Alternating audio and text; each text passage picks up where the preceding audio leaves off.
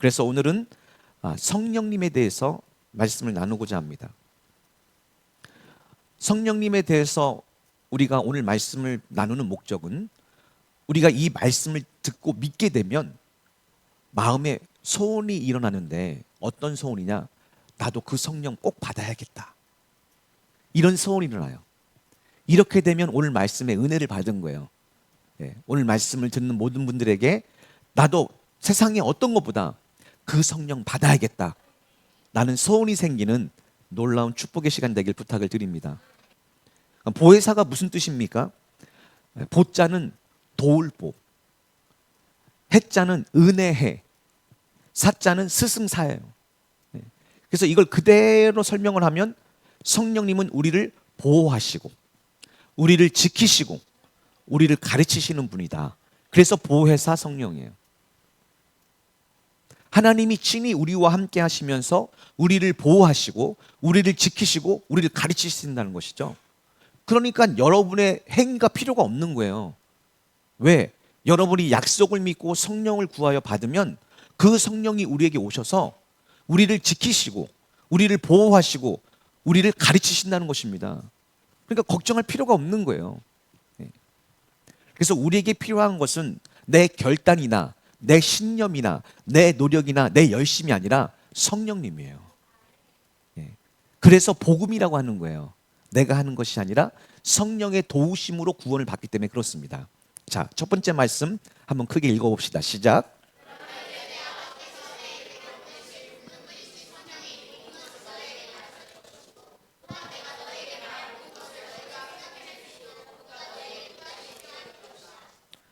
오늘부터 시작되는 한 주간의 목표는 여러분이 나도 그 성령 꼭 선물로 받아야겠다 라고 마음에 불타는 소원이 일게 만드는 게 목적입니다. 성령님은 하나님 아버지께서 약속하셨습니다. 우리 많은 사람들은 복음을 듣는데 구약의 선지자가 예언한 모든 것들이 예수 그리스도죠. 근데 많은 사람들은 여기서 멈춥니다. 근데 예수 그리스도가 이 땅에 왜 오셔야 됩니까?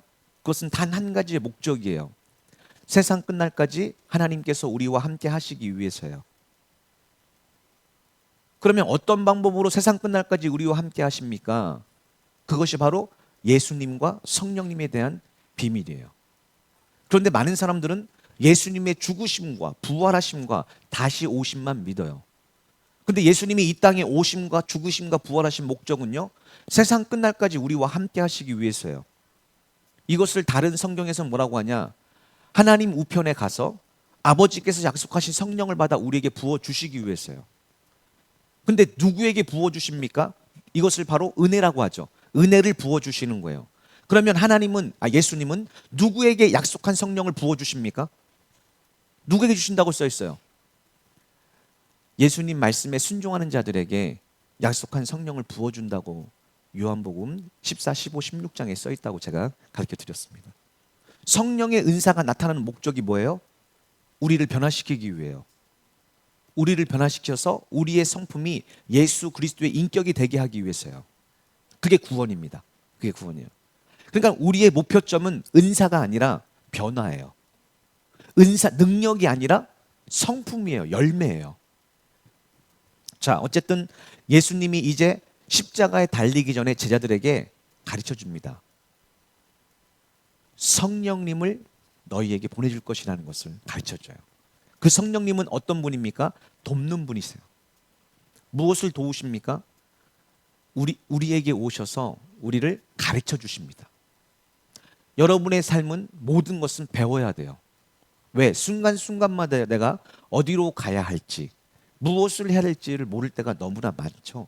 사실은 여러분은 다 모릅니다. 그런데 걱정하지 마세요. 왜냐하면 여러분 스스로 고민하고 결정하는 것이 아니라 여러분을 돕는 분이 함께 계세요. 누구요? 성령님. 그 성령님이 여러분을 도우시려고 함께 있는데 언제 가장 성령님이 가슴이 아프실까요?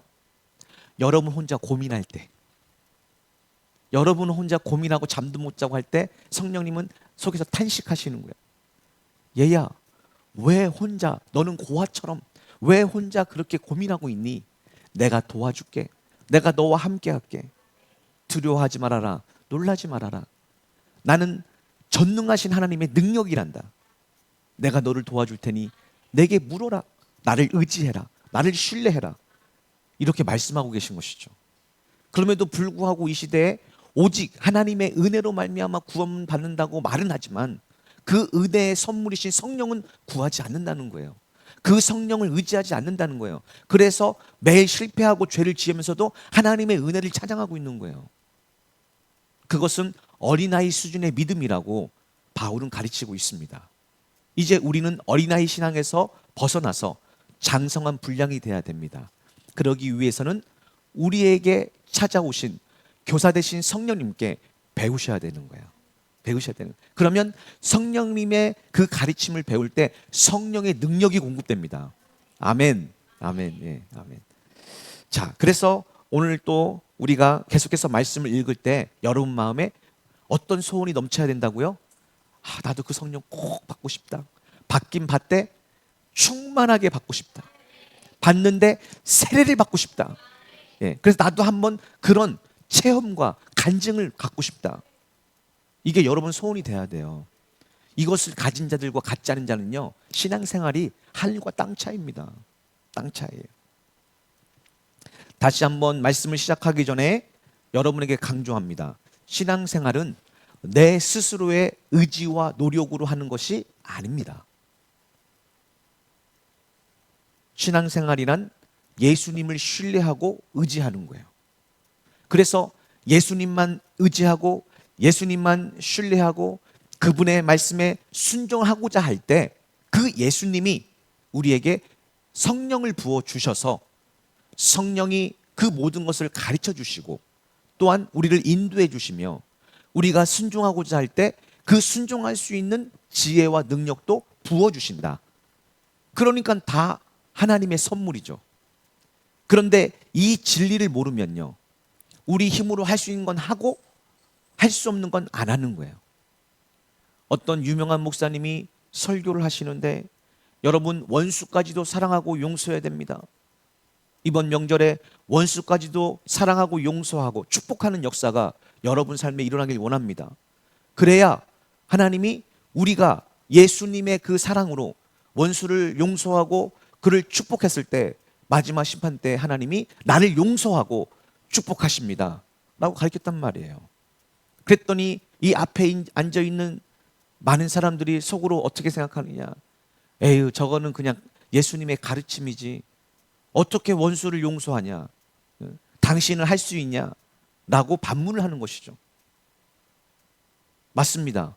우리 인간적인 육체생활 때는 어떻게 용서합니까? 그런데 할 수 있는 유일한 방법이 있어요. 어떻게 합니까? 주님께 나가서 나는 못합니다. 그러나 내가 그를 용서할 때 주님이 나를 용서한다고 하시니 용서하고 사랑하고 싶습니다. 그 마음을 내게 주옵소서 하고 기도할 때 성령이 우리 마음에 사랑을 부어주셔서 하나님이 나를 얼마나 사랑하셨는지를 깨닫고 그 사랑이 차고 넘치니 갑자기 한날의 원수가 친구로 보이는 거예요. 그 이를 갈며 원수 같은 그 사람이 불쌍해 보이는 것입니다. 치근해 보이는 거예요. 예. 그러니 여러분이 할 수 없다고 고민하고 낙심하지 말고 여러분의 힘과 노력을 하려다가 오히려 낙심하지 말고 실패하지 말고 할 수 없음을 인정하고 주님 앞에 기도하십시오. 그러면 성령께서 도우셔서 여러분도 구원하시고 축복하시고 또한 여러분이 사랑하는 그분도 영혼을 구원하실 줄 믿습니다. 할렐루야. 예. 얼마나 놀라운 일입니까? 놀라운 일입니까? 그렇다면 성도는 반드시 성령을 받아야 합니다. 먼저 우리가 왜 성령을 받아야 합니까? 하는 이유에 대해서 몇 가지 여러분에게 말씀을 나누려고 합니다. 예수님은 하나님의 약속대로 선지자의 예언대로 이 땅에 오셨습니다. 그리고 하나님의 그 뜻을 따라 십자가에 달려 죽으시고 3일 만에 부활하셨어요. 그리고 이제 40일 동안 제 아들을 가르치고 나서 승천하실 때가 되었습니다. 그때 마지막 지상 명령을 제자들에게 얘기합니다. 우리 다 아는 말씀이죠. 크게 읽어봅시다. 시작.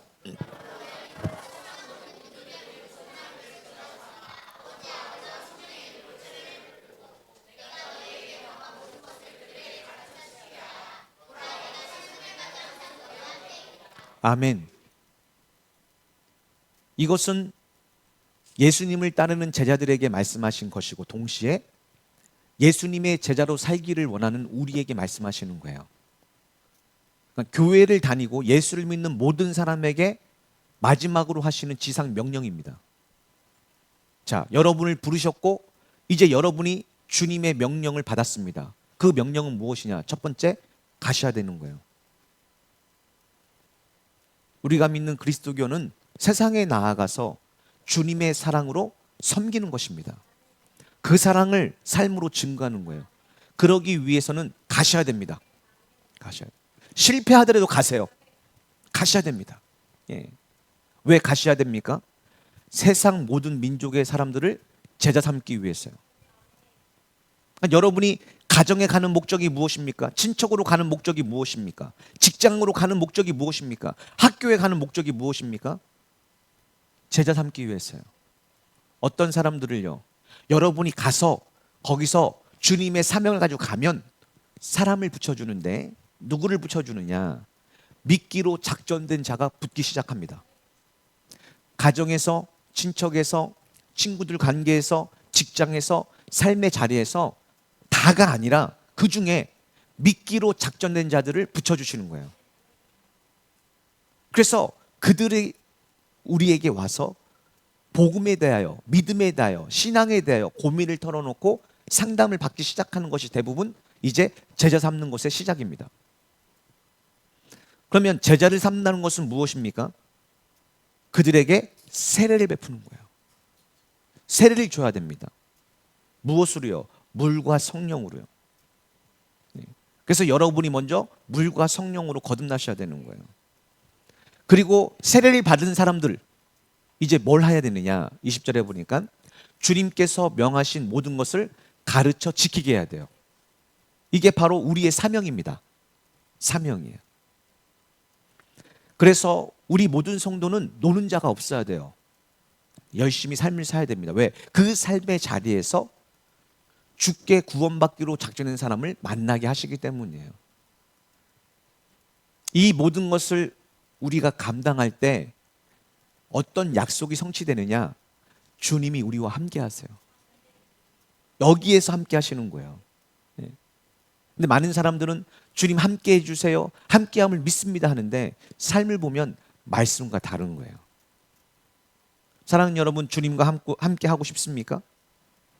그러시기 위해서는 주님의 지상 명령을 기억하시고 내가 지금 어느 부분에 와 있는지를 생각하시고 더 경건의 훈련에 힘쓰셔야 돼요. 그래야 여러분을 통해서 하나님의 뜻이 이루어지고 추후에 주님 배울 때 여러분은 충성된 종으로서 칭찬을 받고 구원을 받을 줄 믿습니다. 그러기 위해서는 주님의 명령에 순종하기 위해서, 다시 얘기해서 이런 주님이 곳곳에 하신 말씀이 있습니다. 가장 귀한 말씀은 이 모든 이 두 구절, 마태복음 28장 19절에서 20절 말씀을 한 문장으로 딱 하면 뭐 하란 얘기예요? 아, 예, 이제 다 하시네. 사랑하란 얘기예요. 그게 사랑이에요.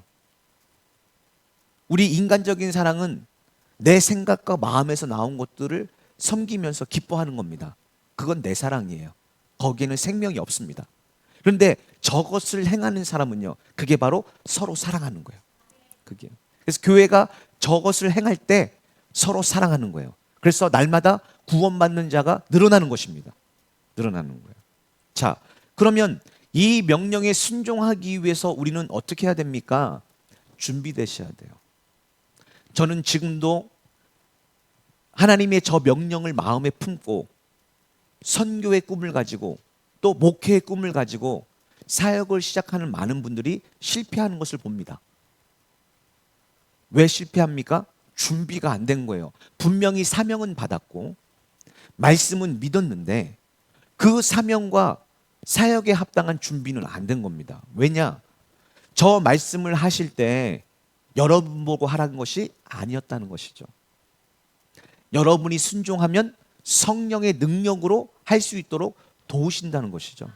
여기서 많은 분들이 준비가 안 되는 거예요. 신앙생활도 똑같습니다. 여러분 보고 노력하라는 거 아니에요.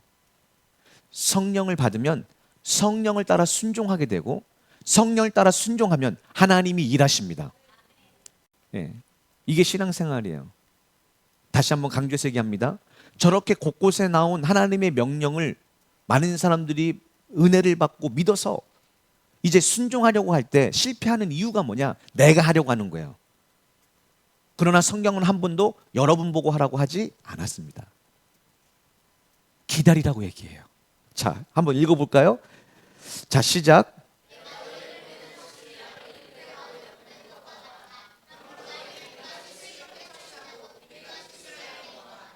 아멘. 왜 주님의 명령을 지켜 우리가 세상으로 나아갈 때 기다리셔야 됩니까? 왜 준비돼야 됩니까? 예수님 뭐라고 하느냐? 제 아들을 보내시면서 양을 이리대로 보내는 것 같대요. 그러니까 당연히 우리가 주님의 명령을 따라 세상으로 나아갈 때는 준비가 돼야 되는 거예요. 양은 양인데 하나님의 전신갑주 입은 양이 돼야 되는 거예요. 그러기 위해서는 뭐가 필요합니까? 양은 목자가 필요합니다. 마찬가지로 성도가 세상 가운데서 승리하며 살아가기 위해서는 도우시는 성령님이 필요한 거예요. 그래서 여러분은 홀로 그냥 가시면 안 됩니다. 여러분은 양이 이리대 가운데로 보내는 것과 같은 마음으로 가셔야 되는 거예요. 그러려면 여러분에게 뭐가 필요합니까? 여러분에게 필요한 것은 뱀같이 지혜로운 처신이 필요합니다. 그리고 비둘기같이 순결하게 행동하는 것이 필요해요. 세상에 나아가기 위해서는요. 그러면 우리가 어떻게 해야 뱀처럼 지혜롭고 비둘기처럼 순결할 수 있습니까? 여러분 스스로는 안 된다는 거예요. 이게 준비가 돼야 되는 거예요. 어떻게 준비돼야 돼요? 성령으로 준비돼야죠. 다음 구절에 이렇게 나와요. 자, 20절만 읽어볼까요? 20절 시작. 아멘. 보십시오. 예수님이 여러분을 가라고 하실 때는 양을 이리대 가운데 보내는 것 같은데 걱정하지 말라는 거예요. 왜 걱정하지 말래요? 그때 뱀처럼 지혜롭고 비둘기처럼 순결하게 말하고 행동하면 승리할 수 있는데 그것은 여러분이 하는 것이 아니라 누가 하신대요? 여러분 안에서 말씀하시는 성령님이 하신대요. 그래서 성령을 받고 가셔야 되는 거예요. 그냥 가시면 안 됩니다. 우리가 일주일에 한 번씩 왜 꼭 모여야 되는 줄 아세요? 내가 지금 성령을 의지하고 있는가? 성령과 동행하고 있는가? 성령의 능력과 지혜를 공급받고 있는가를 점검하셔야 되는 겁니다. 점검하자. 왜? 성령을 소멸치 말라고 하잖아요. 소멸돼요. 성령을 의지하고 성령을 바라보고 성령께 묻고 하는 것이 없으면 다시 얘기해서 기도하지 않으면 말씀을 묵상하지 않으면 성령이 소멸됩니다. 왜? 우리는 육체를 띠고 있기 때문에 그래요. 그래서 예수님께서 내가 너희를 보내는데 걱정하지 말고 두려워하지 말아라. 조금도 의심하지 말아라. 왜냐? 그때 그 시에 너희에게 지혜와 순결한 행동할 수 있는 능력을 주시는 분은 너희 안에 계시는 성령님이시다 얘기하는 것입니다. 그래서 우리는 주님의 명령을 따라 이 땅의 삶 속에서 열매를 아름답게 맺추기 위해서는 성령을 꼭 받으셔야 되는 거예요. 그래서 예수님이 부활하시고 나서 제자들에게 다시 한번 말씀을 40일 동안 온전히 가르쳐 준 후에 마지막으로 이렇게 얘기하시는 것이죠. 읽어봅시다. 시작.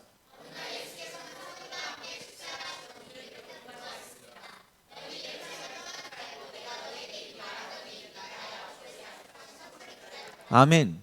아멘. 예수님이 마태복음 28장 마지막 절에 아까 뭐라고 했느냐? 너희는 가서 제자를 삼고 세례를 주고 가르쳐 지키게 해라. 이렇게 하고 말씀하셨단 말이에요. 만약에 지금 이 시대가 그것만 들었다면 어떻게 하냐? 지금 가서 즉시 가서 이제 어떻게 해요? 그 복음을 전하기 위해서 막 노력할 것입니다. 그럼 결과가 어떻게 될 것이라고요? 실패해요. 좌절입니다. 그래서 수많은 선교사님과 교회를 사역하는 많은 사역자들이요, 가정이 깨어지고 병이 들고 재정의 문제를 겪고 관계의 문제를 겪고 여러 가지 많은 시험과 문제를 겪습니다. 그런데 그것을 상담해 보면 대부분이 그 원인이 뭐냐? 영적 전쟁에서 실패한 거예요. 그러니까 우리가 주님의 명령을 따라 복음을 전하기 위해서 반드시 필요한 것은 무엇이냐? 기다려야 되는 거예요. 먼저 기다리는 게 먼저입니다. 무엇을 하는 게 먼저가 아니라 기다리는 게 먼저입니다. 우리 옆 사람과 선포하듯이 인사합시다. 기다리는 게 먼저래요. 예. 뭘 기다립니까? 예. 저 성령이라고 안 써 있어요. 약속하신 선물을 기다리라고 써 있습니다. 예. 여러분 선물 받고 싶지 않습니까? 세상에서 가장 그냥 선물이 뭐예요? 예. 성령님이 주시는 선물, 하나님이 주시는 선물이죠. 예. 선물이란 무슨 뜻이라고 제가 말씀을 드렸냐면 받을 자격이 없는 자에게 아무 조건 없이 거저 주시는 은혜라고 얘기했어요. 그렇죠? 아니, 조건도 필요 없고 하나님이 일방적으로 주신다는데 왜 못 받습니까? 왜 안 받습니까? 너무 놀랍죠? 그런데 예수를 믿으면 반드시 이 선물을 받고 시작해야 되는데 왜 많은 사람들이 이 선물을 받지 않을까요? 안타깝게도 이 선물을 못 받고 신앙생활을 하려고 하니까 오히려 더 어려움만 당하는 것입니다. 사랑하는 여러분, 이제 이 방황 접고요. 승리하며 신나는 신앙생활 하길 축복합니다. 그러면 하늘로부터 계속해서 각양 좋은 은사와 능력이 쏟아지고 승리할 때마다 여러분 삶에 축복이 덩굴채 굴러옵니다. 그런 신앙생활 하고 싶지 않습니까? 그러기 위해서 뭐 하셔야 된다고요? 먼저 기다리셔야 돼요. 그럼 약속한 선물이 뭡니까? 다 하시죠? 읽어봅시다. 시작.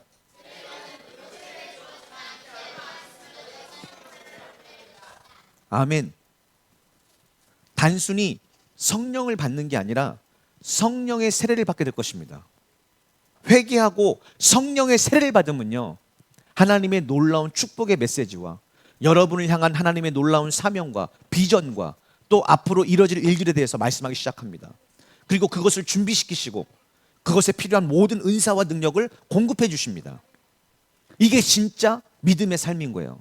그러나 안타깝게도 많은 사람들은 결국 책망과 훈계와 바르게 함만 듣다가 지쳐가지고 쓰러져서 신앙을 마감하는 경우가 대부분입니다. 이게 얼마나 안타깝습니까? 왜 성령께서 죄에 대하여 의에 대하여 심판에 대하여 책망하십니까? 바로 성령의 세례를 주셔서 여러분이 하나님의 권능을 받고 땅끝까지 이뤄 증인되게 하기 위해서죠. 그게 다음 구절 말씀이에요. 그러나 성령이 임하시면 너희가 권능을 받게 될 것이다. 우리가 왜 성령 세례를 받아야 됩니까? 여러분의 힘과 노력, 의지로는요 아무것도 할 수 없어요. 가라 하니까 갑니다. 어디로요? 가정으로, 직장으로, 세상으로 갑니다. 그런데 가서 어떤 삶을 삽니까? 무기력한 삶, 사단과 마귀의 거짓말에 조롱받는 삶, 거짓말에 속아서 늘 헤매는 삶, 비유 맞추는 삶, 사람의 말에 순종하는 삶을 살 수밖에 없는 거예요. 그리고 매일 고민합니다. 내가 주님의 뜻을 전해야 되는데, 이 복음을 전해야 되는데 어떻게 전하면 좋을까? 내가 이때는 어떻게 행동해? 매일 고민하고 근심합니다. 왜? 자신의 꾀를 의지하기 때문이에요. 성령을 받지 않았기 때문이에요. 그러나 기다리는 사람, 기다려서 마침내 성령의 선물, 하나님의 약속한 선물, 곧 성령의 세례를 받은 사람은요, 하나님의 권능을 받습니다. 하나님의 능력을 받습니다. 그래서 사람으로 할 수 없는 그것을 하나님으로서는 다 할 수 있다는 이 말씀이 성취가 되는 거예요. 내게 능력 주시지 않아서 모든 걸 할 수가 있는 것입니다. 어떻게 해요? 뱀처럼 슬기롭고 비둘기처럼 순결한 삶을 성령께서 살게 하시는 것입니다. 그때 그 시에 내가 말하는 것이 아니라 내 안에 계신 성령이 말씀하시고, 그때 그 시에 내가 행동하는 것이 아니라 내 안에 계신 성령님이 행동하셔서 하나님의 의를 이루어 가시는 거예요. 이게 바로 믿음 생활이에요. 여기서 반쪽짜리 믿음을 가지고 있는 사람과 온전한 복음을 들은 사람의 삶이 차이가 나는 거예요. 믿어도 내가 해야 됩니다. 이번 명절에 내가 어떻게 하면 우리 가족을 꼬실까? 어떻게 하면 우리 직장 동료들을 꼬셔가지고 내가 교회 데리고 올까? 이런 착각을 하게 되는 것이죠. 그래봤자 그들은 믿지 않습니다. 제대로 믿지 않아요. 언제 제대로 믿습니까? 성령의 권능을 받아서 진짜 복음을 삶으로 증거하고 성령이 말하게 하심을 따라 말하고, 성령의 생각을 따라 순종할 때 성령께서 그들의 생각과 마음을 뒤집으시는 거예요. 성령께서 새롭게 하시는 거예요. 바꾸시는 거예요. 성령이 감동하시는 것입니다. 그게 복음 전도예요. 그래서 이 시대에는 인간적인 또 삶과 영적인 삶이 나눠지는 것입니다. 그래서 우리는 기다리셔야 됩니다. 왜요? 약속한 선물을 받기 위해서요. 어떤 선물이요? 성령의 권능을 받기 위해서입니다. 이 성령 세례 받기 시작하면요, 이제까지 여러분 삶에 펼쳐졌던 모든 문제들이 이해가 됩니다. 왜? 성령이 가르쳐 주세요. 내가 지금 여기 왜 와 있는가? 내가 이제까지 살면서 왜 이런 과정을 겪었는가? 왜 이런 실패를 겪었는가? 내가 지금 왜 이런 가정 속에 지금 있는가? 내가 왜 지금 이런 직장에 지금 보내짐을 받았는가? 이 모든 것들이 성령이 주시는 뱀처럼 슬기로운 지혜로 말미암아 깨달아지고 이해되며 우리의 모든 상처가 다 치유가 됩니다. 왜 그러냐? 그 모든 상처와 아픔은 실패가 아니라 하나님이 그걸 통해서 나를 능력을 부어주시고 내게 성령의 은사를 부어주셔서 나를 쓰시려고 주시는 하나님의 훈련의 과정이다. 하나님의 연단의 과정이라는 것을 알게 됩니다. 그래서 내 삶에 일어난 모든 상처와 아픔과 실패는요, 하나님이 내게 특별하게 훈련시킨 경건의 훈련의 과정이었던 거예요. 그리고 그것이 성령 안에서 이해되고 치료될 때 능력이 됩니다. 우리의 상처가 능력이 돼요. 우리의 실패가 능력이 됩니다. 그래서 결국 이것을 통해서 다른 사람을 살리고 다른 사람을 치유하고 다른 사람에게 복음을 전하는 축복의 통로로 쓰임 받게 될 줄 믿습니다. 얼마나 기쁜 소식입니까? 그러기 위해서 뭐 하셔야 된다고요? 기다리셔야 돼요. 왜 기다리셔야 된다고요? 약속한 선물을 받기 위해서요. 약속한 선물이 무엇입니까? 성령의 세례예요. 성령의 세례는 왜 받으셔야 돼요? 다시 한번 8절 읽어봅시다. 시작.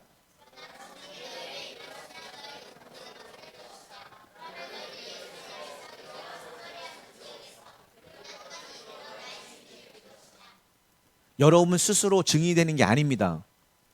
여러분 스스로 하나님을 증거하고 복음을 전하는 게 아니에요. 성령이 임하면 성령이 내 속에서 나를 증인으로 삼아주시는 것입니다. 이게 아주 큰 차이입니다. 말이 조금 바뀐데 그게 아니에요. 내 안에 하나님이 주인 되시는가, 내가 주인 되시는가, 내 지혜로 사는가, 성령이 주신 지혜로 사는가의 차이예요. 내 능력이냐, 하나님의 능력의 차이라고요. 내 노력과 내 의지와 내 힘으로 했던 모든 신앙생활을 내버리고 성령이 주시는 지혜와 능력으로 사셔야 됩니다. 그때 이제까지 풀리지 않았던 모든 문제들이 성령 안에서 성령의 능력으로 완전히 풀어지는 역사가 있을 줄 믿습니다. 그러므로 다시 한번 강조해서 말씀을 드리면 신앙생활은 우리 스스로의 노력과 의지로 하는 것이 아니라 내 안에 계시는 성령님을 따라 순종하는 것입니다. 그리고 이 말씀에 순종하기 위해서는 먼저 기다리며 기대하며 뭐 하셔야 돼요? 기도하셔야죠.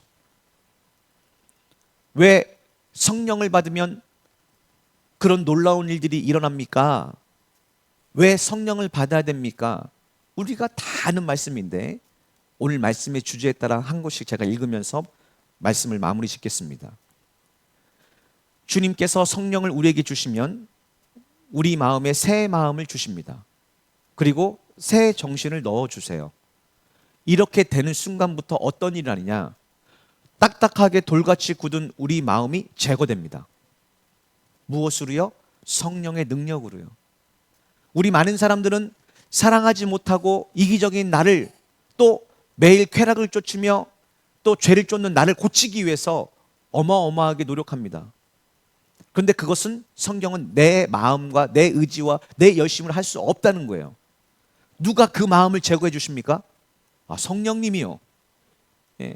그래서 여러분은 여러분의 모습을 바라보면서 거기에 갇혀서 기도하는 것이 아니라 여러분의 자신을 십자가에 못 박고 예수 그리스도 안에서 새롭게 될 날 바라봐야 되는 거예요. 예수님을 바라보면서 나도 예수님과 함께 죽고 예수님과 함께 살리라. 그것을 기대하며 기도하셔야 되는 거예요. 그러면 성령님께서 오셔서 돌같이 굳은 여러분의 마음을 제거해 주십니다. 그리고 부드러운 마음을 주신다고 개역개정에 써 있는데 그건 무슨 마음이냐? 순종하는 마음을 넣어주세요. 그 전까지는 내가 죄를 짓지 말아야지, 내가 원수를 사랑해야지, 내가 이렇게 살아야지 하고 결단하지만 또 넘어집니다. 또 넘어집니다. 예. 그래서 그런 마음으로 교회에 오면 어떤 말을 듣느냐? 너는 지옥 갈 거야, 너는 심판할 거야 말씀을 들어요. 그러니까 너무 괴로운 거예요. 왜 들어야 됩니까? 맞습니다. 여러분은 할 수 없는 거예요. 여러분은 죄인이기에 어느 누구도 용서할 수 없고, 특별히요 나 자신도 용서 못합니다. 스스로 자기를 보호하고 사랑하려면 결국은 그것이요 자기를 미워하는 일이에요. 왜? 자기를 진짜 사랑하는 일은요 내 자신을 알고 주님께 나오는 게 진짜 사랑이거든요. 그래서 여러분이 나 자신 스스로는 원수를 사랑할 수 없고 스스로 나 자신도 사랑할 수 없다는 걸 깨닫고 주님 앞에 나와 온전히 끈질기게 기도하면 하나님이 약속한 선물인 성령을 부어주신다는 것입니다. 그래서 여러분이 연약하여 할 수 없는 그것을 성령님이 하셔서 여러분에게 새 마음과 새 영을 부어주셔서 여러분에게 이 돌같은 굳은 마음, 미워하고 시기하고 다투고 쾌락을 좋아하고 하는 마음을 제거시켜 주신다는 거예요. 성령님이요. 그리고 그 제거된 마음에 순종하는 마음을 불어넣어 주신다는 것입니다. 이게 복음이에요. 그래서 세상에서 가장 제 입장에서 안타까운 성도가 이 약속이 있음에도 불구하고 나는 안 돼, 나는 못해, 나는 상처받았어 하고 방황하는 성도, 이게 제일 불쌍한 거예요. 제일 어리석은 겁니다. 왜? 맞습니다. 저도 그래요. 그런데 복음은 뭐라고 하냐? 그런 우리를 성령님께서 도와주신대요. 그런 부족한 우리를 할 수 있게 해주신대요. 어떻게 해요? 마음과 영을 새롭게 하셔서 순종하는 마음, 사랑하는 마음을 넣어주신대요. 누구에게요? 그 약속을 기다리며 기도하는 자에게요. 그래서 마귀가 제일 싫어하는 게 뭡니까?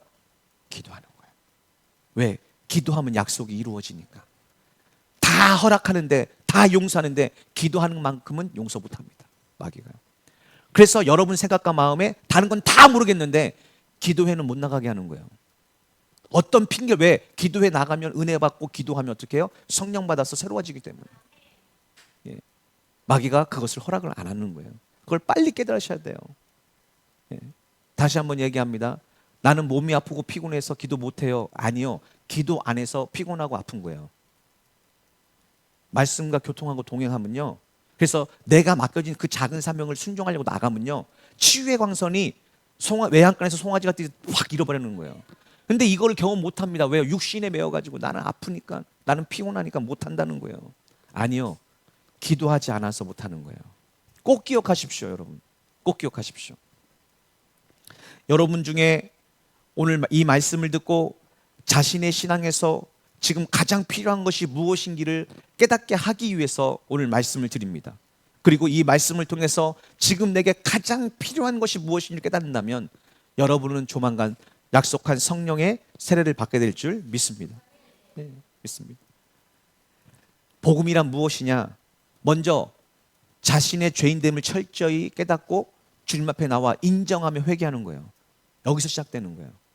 그런데 많은 사람들은 이 과정을 뛰어넘고 자신이 의인인 줄 알고 노력하고 열심히 하려고 고민하고 애쓰다가 오히려 실패만 경험하고 하나님의 버리심을 받습니다. 왜? 그건 하나님이 교만이라고 얘기하는 거예요. 겸손은 무엇입니까? 내가 죄인됨을 인정하고요, 철저히 깨닫고요, 주님 앞에 나오는 거예요. 주님 앞에 엎드리고 무릎을 꿇는 것입니다. 그러면서 이렇게 고백하는 것이죠. 주님 말씀대로 순종하며 살고 싶지만, 죄를 안 짓고 믿음으로 살고 싶지만, 주님 저는 그렇게 할 수 없습니다. 저는 죄인입니다. 저를 불쌍히 여겨 주십시오. 여기서 끝나면요, 반쪽짜리 복음이에요. 왜? 매일 이렇게 기도하면서 죄만 짓고 삽니다, 많은 사람들이. 그런 것으로는 구원받았다고 오해를 해요. 아닙니다. 그걸 인정하는 동시에 하나님을 인정하셔야 되는 거예요. 하나님의 약속을 믿어야 되는 거예요. 어떤 약속이요? 맞아, 너는 아무것도 못해. 그러나 예수님이 십자가에 죽으시고 부활하시고 승천하신 목적이 그런 연약한 너를 성령을 부으셔서 도우시기 위한 거야. 그래서 너는 더 이상 죄인이라서 아무것도 못하지만, 말씀에 순종할 수 없지만, 죄와 싸워 이길 수 없지만, 이 약속을 믿고 기다리며 끝까지 인내하며 끈질기게 기도하면 내가 네 마음에 약속한 성령을 부어주셔서 성령의 권능을 주어서 마침내 하나님이 그 마음에 천국을 이루셔서 하나님의 약속대로 너를 성령의 열매로 인도하고 맺게 하실 거야. 이게 약속이에요. 자, 마지막 결론 부분입니다. 다시 한번 읽어봅시다. 시작.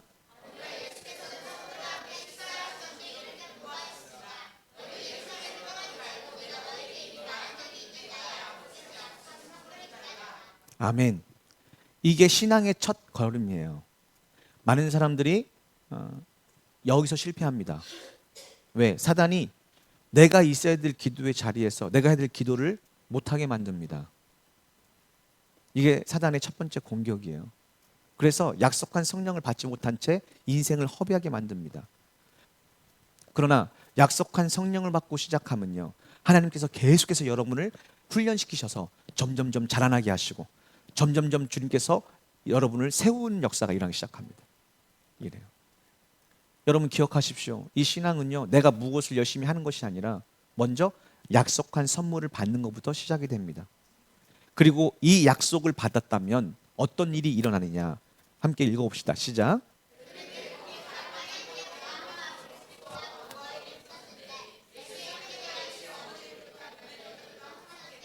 아멘. 그렇습니다.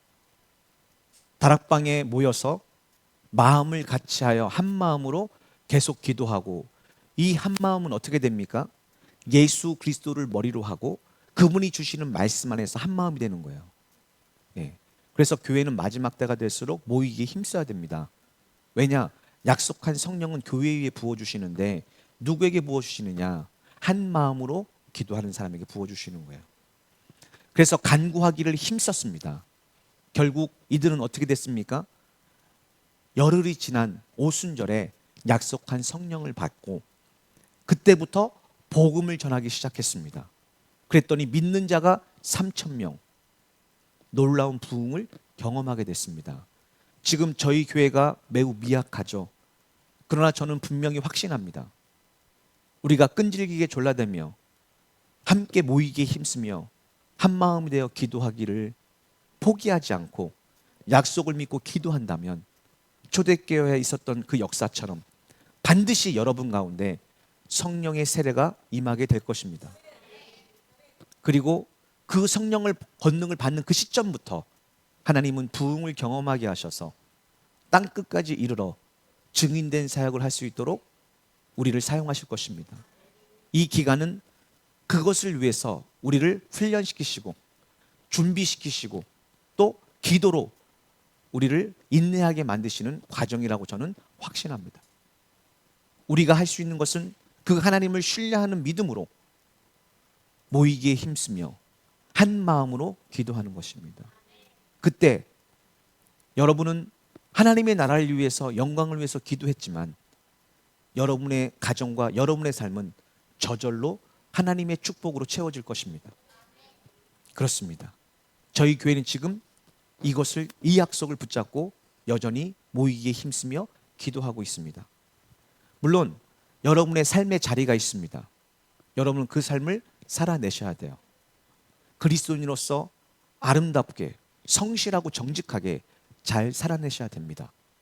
그럼에도 불구하고 여러분이 그 삶을 잘 살기 위해서는 여러분의 노력과 의지와 열심으로만은 되지 않습니다. 성령이 주시는 선물을 받고 권능을 받으셔야 돼요. 그러기 위해서 여러분 먼저 그의 나라와 의를 구할 줄 아는 지혜와 먼저 내게 무엇이 필요한지를 아는 지혜가 필요합니다. 그리고 그 약속을 받고 먼저 우리가 준비되어야 될 하나님의 전신갑주를 받고 나아갈 때 이전의 삶과 이후의 삶, 이전에 여러분의 가정과 이후에 여러분의 가정, 이전에 여러분의 직장과 학교, 이후에 여러분의 직장 학교는 완전히 다른 세계가 펼쳐질 것입니다. 왜? 하나님이 여러분과 함께 하심이 느껴질 것입니다. 그리고 그 하나님이 여러분을 통해서 일하시는 것이 보여질 것입니다. 저는 이것을 꿈꾸는 것입니다.